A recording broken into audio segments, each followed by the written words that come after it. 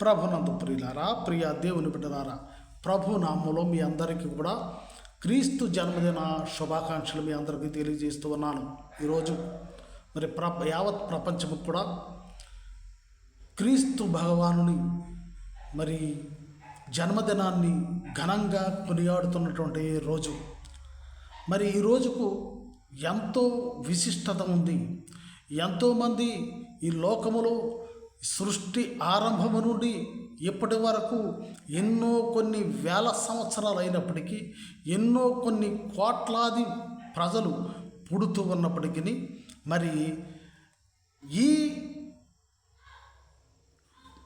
క్రీస్తును ప్రపంచమంతా కొనియాడటానికి ఆయనలో ఉన్న ప్రత్యేకత ఏమిటి? మరి కొందరికి కొన్ని కుటుంబాల వారు కొందరు పుట్టినరోజు చేసుకుంటారు, కొన్ని గ్రామాల వారు కొందరు పుట్టినరోజులు చేసుకుంటారు, కొన్ని రాష్ట్రాల వారు కొంత నాయకులు ఇక్కడ పుట్టినరోజులను చేసుకుంటారు.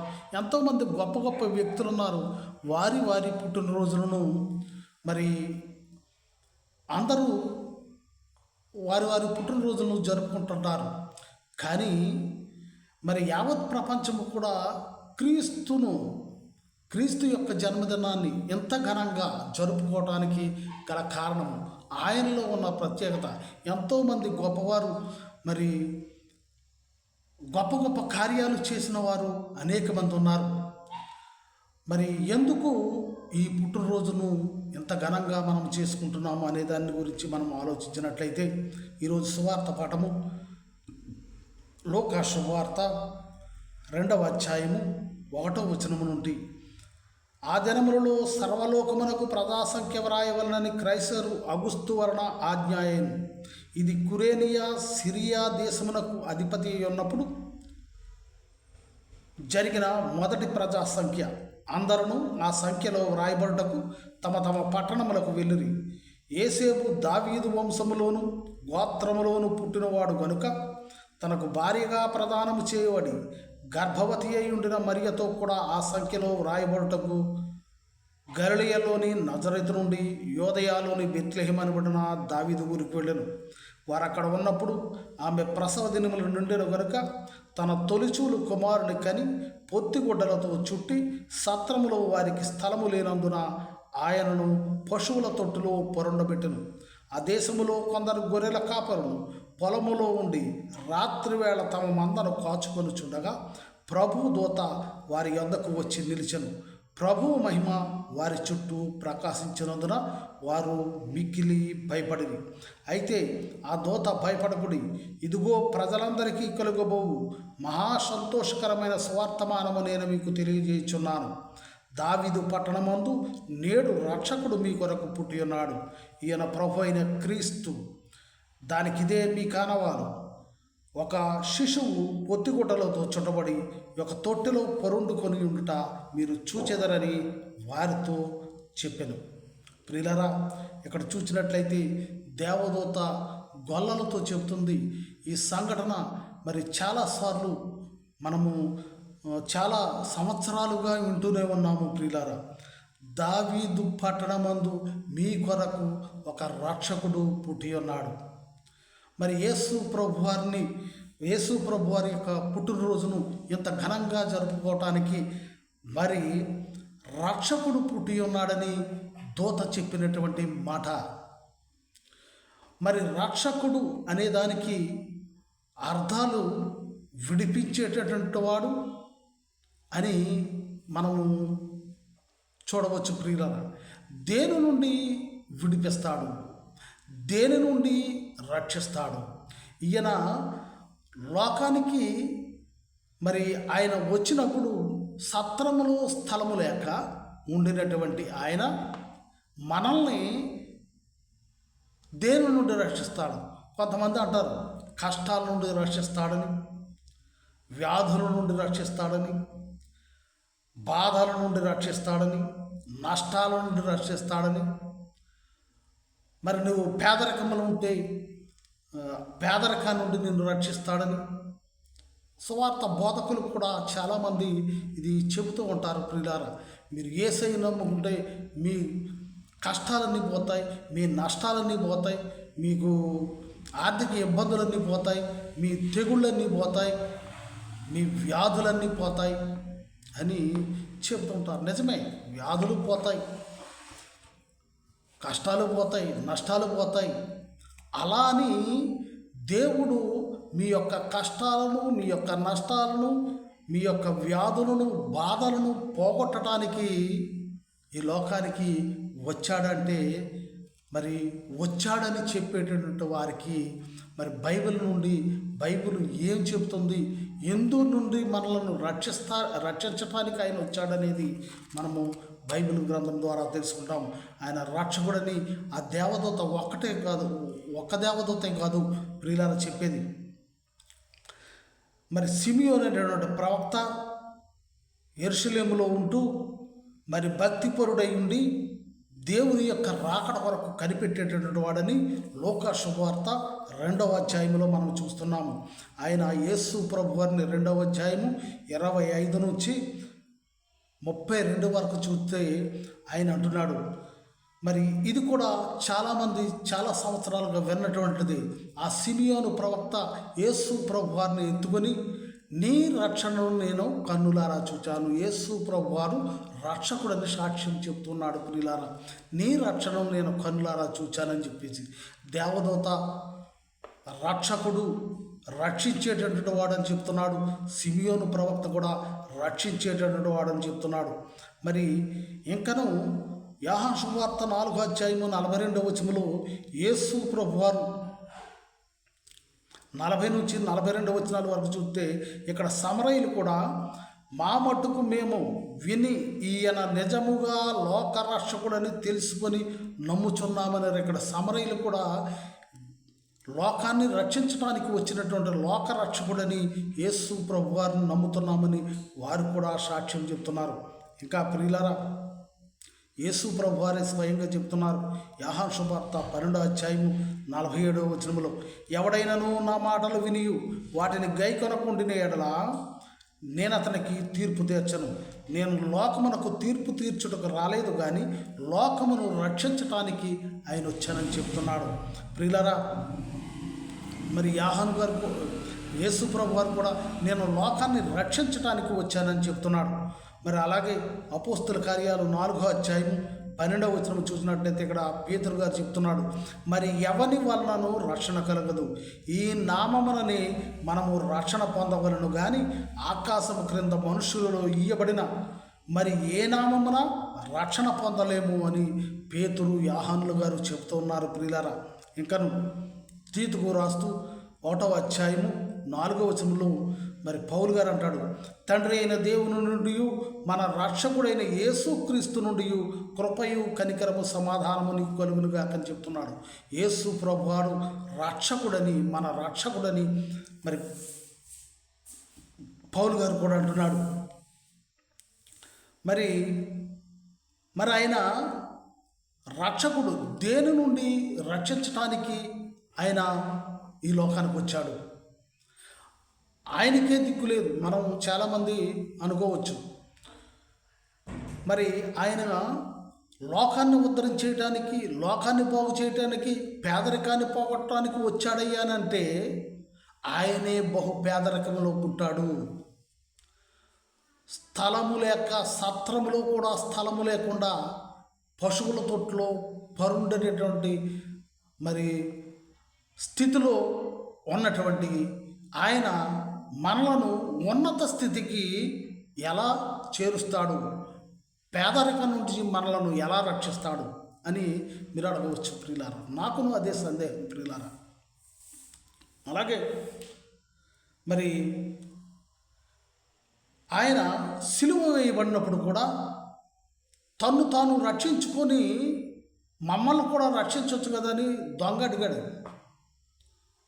అలాగే మరి ఆయన్ను శ్రమ పెడుతున్నట్టు వారిని, ఆయన్ని బాధ పెడుతున్నట్టు వారిని, ఆయన మరి సిలువ వేస్తున్నట్టు వారి నుండి తన ప్రాణాన్ని కాపాడుకోకుండా తన శరీరాన్ని ఆయనకి అప్పగించినటువంటి ఆయన మనకు వచ్చే ఆయన కష్టాలను ఆయన తీర్చుకోలేడు కానీ మన కష్టాలను ఎలా తీరుస్తాడు అనేది మనము ప్రశ్న మనము సందేహం కలుగుతుంది ప్రియులారా.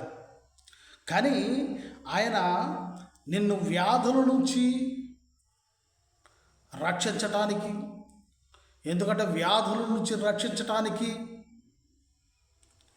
మరి వైద్యులు ఉన్నారు, శత్రువుల నుండి రక్షించడానికి, దేశాన్ని కాపాడడానికి మిలిటరీ వారు రక్షించేవారు ఉన్నారు. నేరాలు, రౌడీయిజం, మరి కొన్ని దొంగతనాలు, ఇటువంటి వాటి నుండి రక్షించడానికి రక్షక భటులు ఉన్నారు. నీటిలో పడిపోతే వారిని రక్షించడానికి గజేతగాళ్ళు ఉన్నారు, వారిని రక్షకులే అనొచ్చు. ఎటువంటి ఆపదల నుండి, ఎటువంటి కష్టాల నుంచి, ఒకవేళ నువ్వు పేదరికంలో ఉంటే పేదరికంలో ఉన్న వారిని నిన్ను ధనవంతులుగా చేయడానికి కొంతమంది వ్యక్తులు ముందుకు రావచ్చు, వారు కూడా రక్షించేవారే. కానీ వారందరికీ లేనటువంటి రక్షకుడు అనేటటువంటి మరి బిరుదు, ఆ పేరు యేసు ప్రభు వారికి ప్రత్యేకంగా, వీరందరూ రక్షకులే కదా, యేసు ప్రభు వారు ఒకడే ప్రత్యేకమైనటువంటి ప్రత్యేకమైన రక్షకుడని ఇంతమంది సాక్ష్యం చెప్తున్నారు, ఎంతమంది పలుకుతూ ఉన్నారు అని అంటే, అసలు ఆయన దేని నుండి రక్షించటానికి, ఈ లోకాన్ని రక్షించటానికినే యోహాను సువార్త 12వ అధ్యాయం 47వ వచనం, ఎవడైనా నా మాటలు నీవు వాటిని గైకొనకుండిన ఎడల నేను అతనికి తీర్పు తీర్చను, నేను లోకమునకు తీర్పు తీర్చుటకు రాలేదు కానీ లోకమును రక్షించటానికే వచ్చానని ఆయన చెప్తున్నాడు ప్రియులారా. అలాగే లోక సువార్త 9వ అధ్యాయంలో కూడా యేసు ప్రభు శిష్యులు యేసు ప్రభు వారితో ఉన్నప్పుడు ఆయన సమరయల గ్రామానికి వెళ్ళాడు. లోక సువార్త 9వ అధ్యాయం 52 నుంచి 55వ అధ్యాయం వరకు మనం చూసినట్లయితే, ఆ సమరయులు యేసు ప్రభు వారిని చేర్చుకున్నందువల్ల శిష్యులు ఏమంటారంటే, ఏలియా వలె ఆకాశం నుండి అగ్ని దిగి వచ్చి వీరిని దహించేటట్లుగా చేయమని చెప్పేసి అని అంటారు. అన్నప్పుడు యేసు వారిని గద్దించి, నేను రక్షించటానికి వచ్చాను కానీ నశింప చేయుటకు రాలేదు అని చెప్పేసి అని అన్నాడు. అలాగే లోక సువార్త 19వ అధ్యాయము 10వ వచనంలో, నశించిన దానిని వెదకి రక్షించుటకు మనుష్య కుమారుడు వచ్చనని, ఏ నశించినటువంటి దానిని వెదికి రక్షించటానికి దేవుడు దిగి వచ్చాడు అని మనము చూసినట్లయితే, యోహాను సువార్త 3వ అధ్యాయము 15వ వచనంలో చెప్తున్నాడు, అలాగే విశ్వసించు ప్రతి వాడును నశింపక ఆయన ద్వారా నిత్య జీవం పొందినట్లు మనుష్య కుమారుడు ఎత్తబడను. దేవుడు లోకమును ఎంతో ప్రేమించను కాగా ఆయన తన అద్వితీయ కుమారుడుగా పుట్టిన వాని యందు విశ్వాసముంచు ప్రతి వాడును నశింపక నిత్య జీవము పొందినట్లు ఆయనను అనుగ్రహించును. లోకము తన కుమారుని ద్వారా రక్షణ పొందుటకే గాని లోకమునకు తీర్పు తీర్చుటకు దేవుడు ఆయనను పంపలేదు. లోకాన్ని రక్షించడానికే దేవుడు తన కుమారుని లోకానికి పంపాడని చెప్తున్నాడు. అలాగే మనము అసలు దేని నుండి మనల్ని రక్షించడానికి వచ్చాడంటే 1 తిమోతి 1వ అధ్యాయము 15వ వచనంలో ఖచ్చితంగా చెప్తున్నాడు పౌలు గారు, పాపులను రక్షించుటకు యేసు క్రీస్తు లోకమునకు వచ్చెనను వాక్యము నమ్మదగినయు పూర్ణాంగీకారమునకు యోగ్యమైనది ఉన్నది అని పౌలు గారు చెప్తున్నాడు. ప్రియులారా, యేసు ప్రభువారు పాపులను రక్షించడానికి వచ్చాడు వ్యాధుల నుండి. ఎందుకంటే యేసు ప్రభువారు ఈ లోకానికి వచ్చినప్పుడు అనేక మంది వ్యాధులతో ఉన్నారు, వారందరినీ రక్షించవచ్చు. కానీ కొందరు మాత్రమే వ్యాధుల నుండి మరి విడుదల పొందినట్లుగా మనం చూడవచ్చు కొంతమందిని. అలాగే కొంతమంది కొన్ని బాధల నుండి విముక్తి పొందినట్లుగా మనం చూడవచ్చు. అంతే తప్ప అందరూ కూడా వ్యాధుల నుండి యేసు ప్రభువారి లోకమునకు వచ్చినప్పుడు వ్యాధుల నుండి మరి స్వస్థత పొందలేదు, రక్షింపబడలేదు ప్రియులారా. కొంతమందికి మాత్రమే ఆ స్వస్థతలు కలిగినవి ప్రియులారా. కానీ యేసు ప్రభువారు ఈ లోకానికి వచ్చి రక్షించింది ఎవరినై అంటే సమస్త మానవాళిని వారి యొక్క పాపముల నుండి ఆయన రక్షించటానికి ఈ లోకానికి వచ్చాడు ప్రియులారా. అందుకనే పీతరు గారు అంటాడు, పౌలు గారు అంటాడు, ప్రతి దుష్కార్యము 2 తిమోతి 4:18 ప్రభువు ప్రతి దుష్కార్యము నుండి నన్ను తప్పించి తన పరలోక రాజ్యమునకు చేర్చునట్లు నన్ను రక్షించును. యేసు ప్రభువారు ఎందుకు వచ్చారంటే మన యొక్క పాపముల నుండి విడుదల కలిగించి మనలందరినీ కూడా పరలోక రాజ్యానికి చేర్చటానికి, ఆ పాపం అనేటువంటి మరణము నుండి మనల్ని రక్షించటానికి మరి యేసు ప్రభువారు ఈ లోకానికి వచ్చారు. అందరినీ, ఒకరు ఇద్దరు కాదండి, మరి అందరూ అంతటా మారు మనసు పొందాలని ఆయన కోరుకుంటున్నాడు. అందరూ రక్షింపబడాలని ఆయన కోరుకుంటున్నాడు. అందుగురించే ఆయన ఈ లోకానికి వచ్చాడు. పాపులను రక్షించడానికి ఈ లోకానికి వచ్చాడు. మనందరి పాపాలను తీసివేయటానికి ఆయన ఈ లోకానికి వచ్చాడు. మరి చాలామంది బోధిస్తున్నట్లుగా, చాలామంది అంటున్నట్లుగా నిన్ను వ్యాధి బాధల నుండి, కష్ట నష్టాల నుండి రక్షించడానికి ఆయన రాలేదు. కష్ట నష్టాలు, వ్యాధి బాధలు కూడా శరీరానికే ప్రియులారా, ఆత్మకు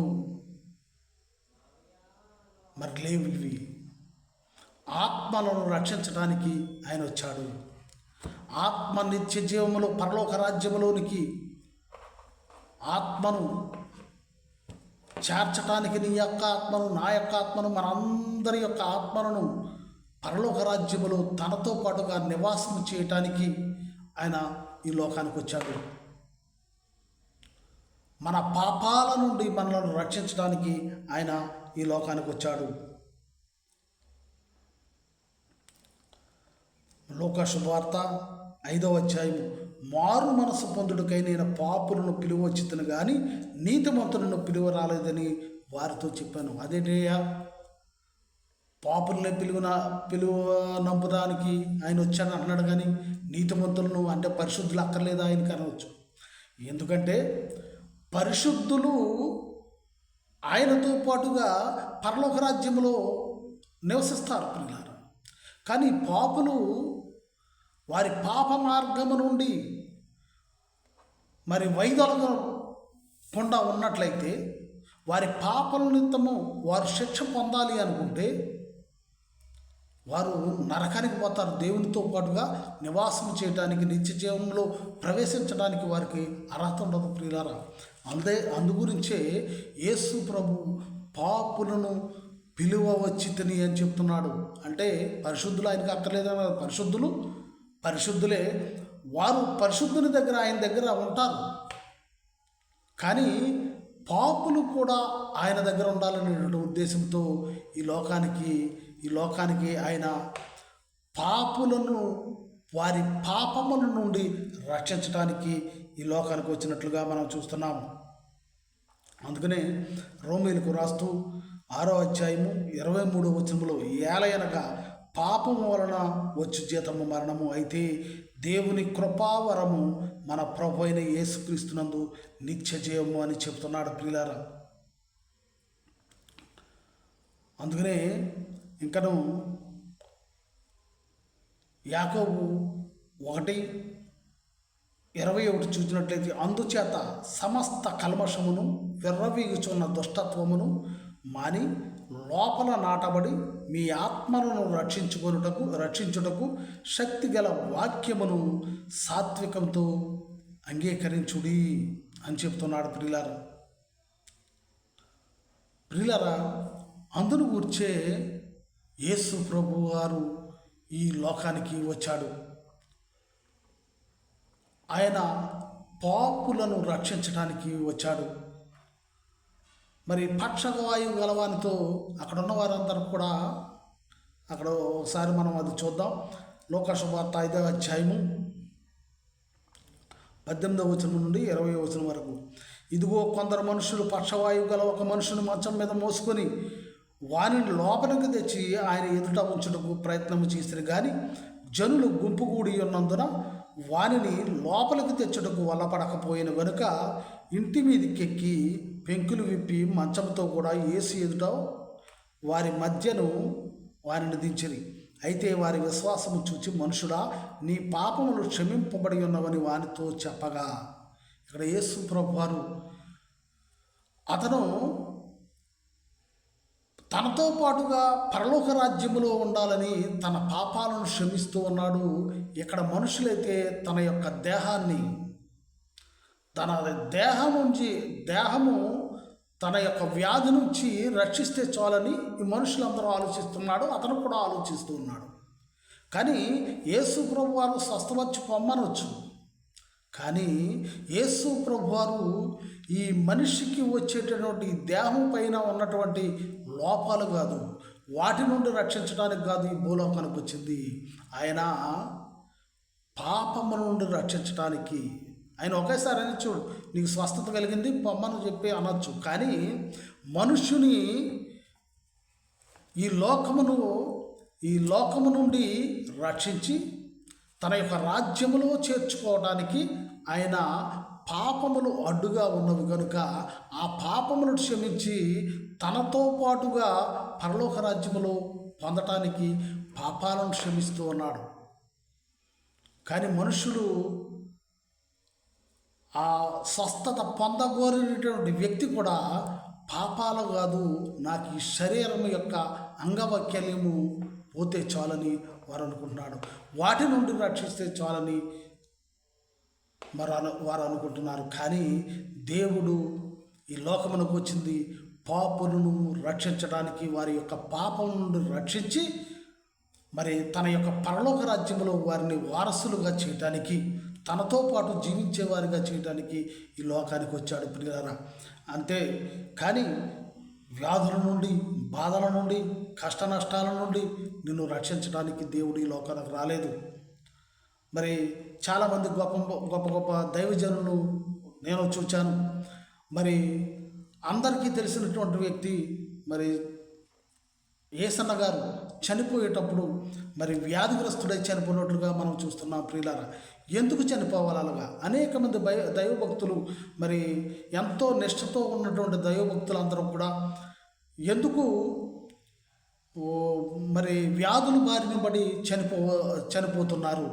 వాటి నుండి దేవుడు వారిని రక్షించవచ్చు కదా.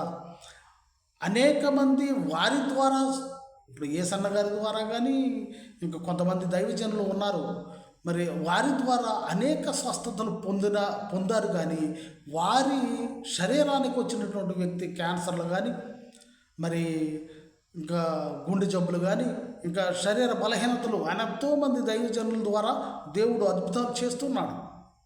మరి ఆ దైవజనులకు వస్తే తను స్వస్థపరచుకోలేరా అని అంటే దేవుడు వారిపై వారి పాపం చేశారని మనం కొంతమంది అనుకోవచ్చు. కానీ దేవుడు ఈ లోకమును గూర్చి, ఈ శరీరమును గూర్చి వారు వ్యామోహము చెందకుండా ఈ శరీర బాధ వలన వారు ఈ లోకమును, తన శరీరమును త్యజించుకొని, ఇది చాలు నాకు దేవా, నీ రాజ్యములో నన్ను చేర్చుకో అని మనిషి ఈ లోకాన్ని, తన శరీరాన్ని మరి వాటి మీద ఉన్నటువంటి వ్యామోహాన్ని వదులుకునేలా దేవుడు మరి శరీర బలహీనతలను కానీ, కష్ట నష్టాలను కానీ కలుగజేస్తాడు ప్రియులారా. అంతేగాని వారు చేసినటువంటి పాపముల మూలంగా కాదు ప్రియులారా. మరి దైవభక్తుల గురించి దైవజనుల గురించి చాలామంది ఈ విధంగా, నేను కూడా అదే విధంగా ఆలోచించాను. వారు చాలా దైవభక్తి కలిగినటువంటి వారు కదా, వారి ద్వారా అనేక మంది స్వస్థత పడ్డారంటున్నారు. మరి వారికి స్వస్థత లేకుండా ఈ విధంగా చనిపోవటం ఏంటి, ఈ విధంగా గుండె జబ్బులు రావడం ఏంటి, ఈ విధంగా వారు క్యాన్సర్ వ్యాధులు కానీ రకరకాల బలహీనత వల్ల చనిపోవడం ఏంటి అని నేను అనుకునేవాడిని. ఎందుకంటే ఆ బాధలను ఎందుకు కలుగు చేస్తాడంటే, దేవుడు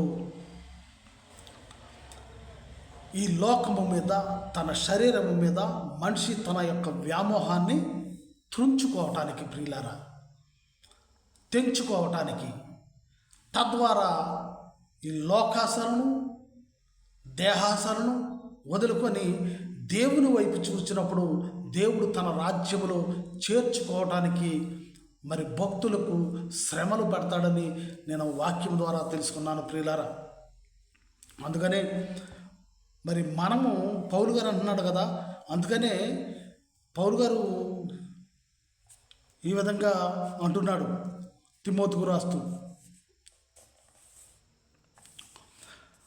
2 తిమోతి 4:18, ప్రతి దుష్కార్యము నుండి నన్ను తప్పించి తన పరలోక రాజ్యమునకు చేర్చినట్లు నన్ను రక్షించును అన్నాడు. పేతురు గారు ఈ మాటలు మరి తిమోతికి రాస్తూ మరి జైల్లో ఉండి రాశాడా, మరి దేనిలో నుండి రాశాడనేది నాకు తెలియదు ప్రియులారా. కానీ మరి పౌలు గారు అనవచ్చు, నన్ను చెరసాల నుండి రక్షిస్తాడనవచ్చు. పౌలు గారికి కలిగినటువంటి బలహీనత నుండి రక్షిస్తాడని అనవచ్చు. లేదా పౌలు గారికి ఉన్నటువంటి ఆర్థిక ఇబ్బందుల నుండి రక్షిస్తాడని పౌలు గారు అనవచ్చు. కానీ పౌలు గారు అంటున్నటువంటి మాట, ప్రభువు ప్రతి దుష్కార్యము నుండి నన్ను తప్పించి తన పరలోక రాజ్యమునకు చేర్చినట్లు నన్ను రక్షించును అన్నాడు. ప్రతి పాపము నుండి, ప్రతి దుష్కార్యము నుండి తప్పించి పరలోక రాజ్యము చేరినట్లు.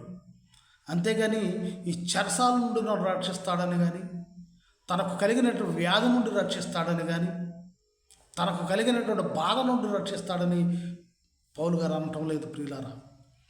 మరి అనేక మంది యేసు ప్రభు వారి శిష్యులు కానీ వారి యొక్క బాధల నుండి దేవుడు రక్షిస్తాడని కానీ, రక్షించమని కానీ వారు దేవుణ్ణి ప్రార్థించలేదు. కొంతమంది వ్యాధులను పోగొట్టారు కానీ తన శరీరం మీద ఉన్నటువంటి వ్యాధులను పోగొట్టమని వారు ప్రార్థించలేదు. తమ కొరకై వారు ప్రార్థించలేదు, మనుష్యుల కొరకై మరి వారు ప్రార్థించారు. అంతేగాని తమ యొక్క స్వలాభాల గురించి వారు ప్రార్థించలేదు, ప్రియులారా. వారి యొక్క దేహాన్ని గురించి, వారి యొక్క దేహాన్ని శత్రువులు పెడుతున్నటువంటి బాధల నుంచి విముక్తి కలిగించమని, రక్షించమని దేవుణ్ణి ప్రార్థించలేదు. ఆ శ్రమలను అనుభవిస్తూ ఉన్నారు, ఆ బాధలను అనుభవిస్తూ ఉన్నారు. కానీ ప్రతి దుష్కార్యము నుండి తప్పించి తన పరలోక రాజ్యమును చేరినట్లు నన్ను రక్షిస్తాడు అని వారు పలుకుతున్నటువంటి సాక్ష్యాన్ని బట్టి ఈరోజు నేను కూడా ఆ విధమైనటువంటి తలంపు కలిగి ఉండాలి. మన యొక్క పాపాల నుండి దేవుడు రక్షిస్తాడని మనము భావించాలి. కానీ మన యొక్క కష్ట నష్టాల నుండి, వ్యాధి బాధల నుండి మనల్ని రక్షిస్తాడు. అందుగురించే నేను దేవుని నమ్ముకుంటున్నాను. దేవుని నమ్ముకున్న తర్వాత నాకు ఈ కష్టాలేంటి, నష్టాలేంటి, వ్యాధులేంటి, బాధలేంటి అనే దాన్ని నీవు ఆలోచించకూడదు, ప్రియులారా. నీ పాపాల నుండి నిన్ను దేవుడు రక్షిస్తాడు అని నీవు విశ్వసించినప్పుడు పరలోక రాజ్యంలో నీవు చేరినట్లుగా దేవుడు నిన్ను రక్షిస్తాడు.